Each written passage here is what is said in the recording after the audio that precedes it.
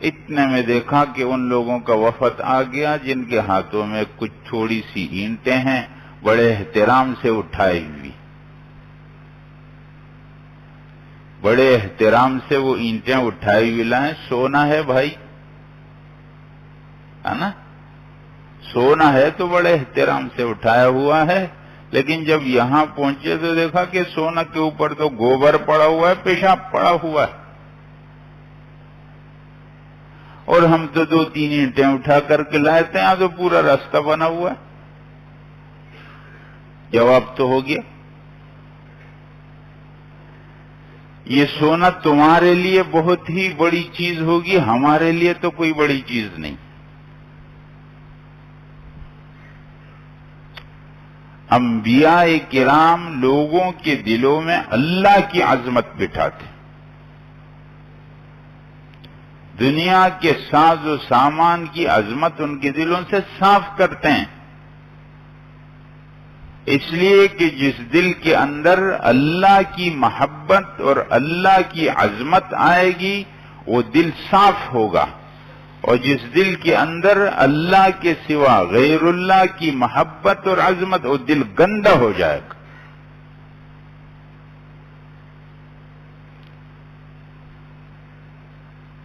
اور وہ لوگ آئے، جواب تو ہو گیا تھا، اب کس طرح لے کر کے آتے؟ آ گئے بہرحال، اب تو آ گئے تھے۔ حضرت سلیمان علیہ السلام نے فرمایا یہ اپنا ہدیہ لے کر واپس جاؤ، ہماری وہی بات ہے جو ہم نے کہی تھی پہلے، جو خط میں لکھا تھا، تابعدار بن کر آ جاؤ، بس یہ سونے مونے ہم کو نہیں پیش کرو۔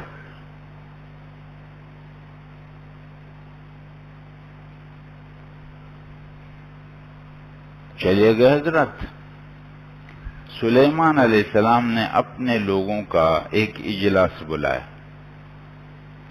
اور فرمایا کہ اس حکومت کے اندر جو بڑا تخت ہے اور جس تخت کے اوپر ان لوگوں کا بڑا ناز ہے، کون ہے جو اس تخت کو اس عورت کے آنے سے پہلے پہلے میرے سامنے پیش کرتے؟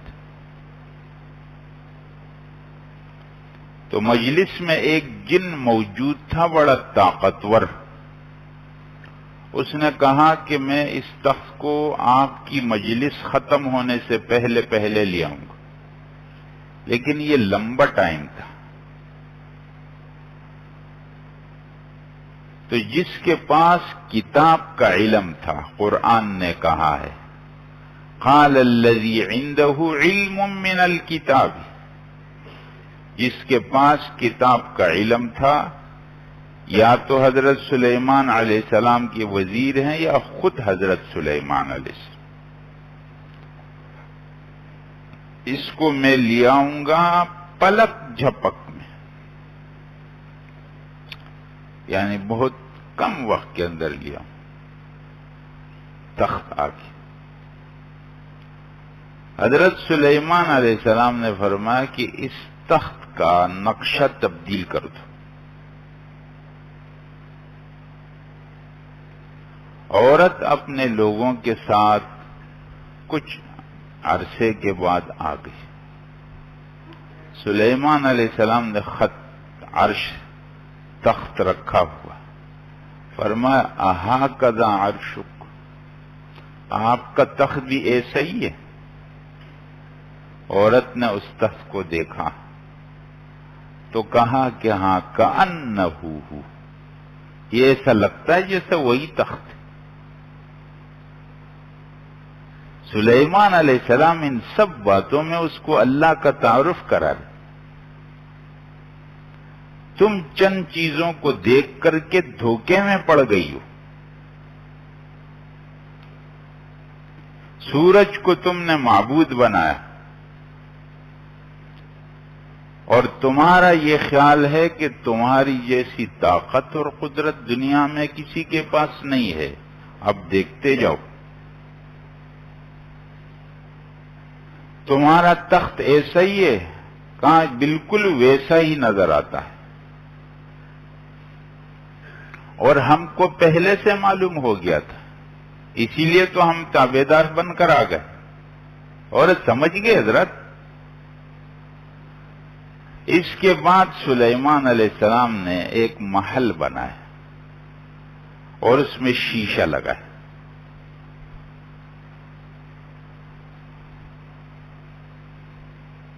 وہ شیشے کے اوپر سلیمان علیہ السلام اس کے ساتھ جانے لگے تو ایسا نظر آ رہا تھا جیسے پانی ہے، حالانکہ وہ شیشہ تھا. تو اس عورت نے اپنے پائنچے اٹھائے. سلیمان علیہ السلام نے اس کو کہا کہ یہ پانی نہیں ہے، یہ پانی نہیں ہے، یہ تو پانی کا عکس. حضرات میں عکس سے چلا تھا نا، بھی عکس پہ پہنچا ہوں. سلیمان علیہ السلام نے اس کو کہا کہ یہ پانی نہیں ہے، یہ تو پانی شیشے میں نظر آ رہا ہے. تو آپ نے پانی کے عکس کو دیکھ کر کے پائنچے کیوں اٹھا لیے؟ غلطی ہو گئی نہیں ہو گئی؟ اگر شیشے کے اندر پانی نظر آ جائے کیا وہ پانی ہوگا یا پانی کا عکس ہوگا؟ سلیمان علیہ السلام بتا رہے تھے کہ جس طرح شیشے میں پانی کا عکس نظر آنے سے اس کو پانی سمجھنا غلطی ہے، اسی طرح سورج میں اللہ کی قدرت نظر آئی تو سورج کو خدا سمجھنا غلط. سمجھا دیا، عورت سمجھ گئی، اور عورت نے فوراً کہا انی ظلمت نفسی واسلمت مع سلیمان للہ رب العالمین. میں نے یقیناً اپنے اوپر ظلم کیا تھا اس سورج کو خدا بنا کر کے، اور میں سلیمان علیہ السلام کے رب کے سامنے تابعدار مسلمان ہوتی. حضرات اس کائنات میں جو بھی آپ کو بڑی چیز نظر آتی ہے، اور اس کائنات میں جو بھی ایسی چیز نظر آتی ہے جس سے کوئی انسان متاثر ہو جائے، اس میں وہ اثر کرنے والی صفت اللہ نے رکھی. اس لیے آدمی آئینے سے کیوں متاثر ہوتا ہے، اور اس آئینے میں عکس سے کیوں؟ اللہ سے متاثر ہونا چاہیے. یہ پوری کائنات اللہ کی صفات کا آئینہ ہے. ہم اللہ کو کیسے دیکھیں گے؟ اللہ کی اس کائنات کو جب ہم دیکھیں گے تو اللہ کی صفات اس میں نظر آ جائیں گی. اللہ کو پہچاننا. ان چیزوں میں پھنس جائیں گے تو غلط جگہ پھنس جائیں گے. کہتے ہیں نا کہ ایک دیہاتی پہلی مرتبہ آیا اور اس نے ریل کو دیکھا، ریل گاڑی کو دیکھا.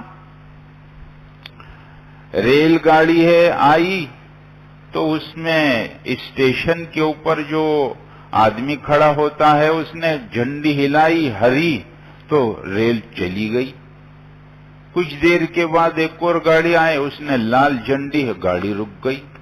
تو اس نے کہا دیکھو کتنا طاقتور ہے یہ آدمی، کتنا طاقت والا ہے. اسی نے اتنی لمبی گاڑی چلائی اور اسی نے اتنی لمبی گاڑی رکوا دی. تو وہاں ایک آدمی کھڑا تھا، اس نے اس کو کہا کہ یہ طاقت اس آدمی کے جھنڈے میں نہیں ہے، ہرے میں یا لال میں، وہ تو اس گاڑی میں بیٹھے ہوئے ڈرائیور کے اندر ہے کہ اس نے جس نے روکا تو گاڑی رک گئی اور جس نے چلایا تو چلی گئی. اس جھنڈے کا کیا کام ہے؟ تو ادھر ایک تیسرے آدمی نے کہا کہ نہ، اس ڈرائیور میں بھی طاقت نہیں، یہ سب طاقت تو اس انجن کے اندر ہے. اگر وہ انجن نہ چلے تو ڈرائیور بیچارہ کیا چلائے گا؟ طاقت تو ادھر ہے. حضرات یہاں پر دنیا والوں کی باتیں ختم ہو گئیں اور ایک مسلمان آدمی آیا اور اس نے کہا کہ ان تینوں میں قدرت نہیں ہے، طاقت و قدرت اللہ جل جلالہ کی. یہ جتنے اسباب کی دنیا ہے، آپ دیکھو ہر چیز کا کوئی نہ کوئی سبب ہے. آپ یہ بتا دو کہ اس سبب کے اندر جو اثر ہوتا ہے یہ اثر خود پڑا ہوا ہے یا پیچھے سے آ رہا ہے؟